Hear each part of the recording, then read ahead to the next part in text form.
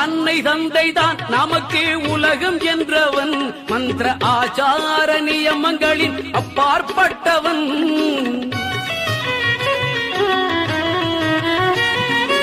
அன்னை தந்தைதான் நமக்கு உலகம் என்றவன், மந்திர ஆச்சார நியமங்களின் அப்பாற்பட்டவன்.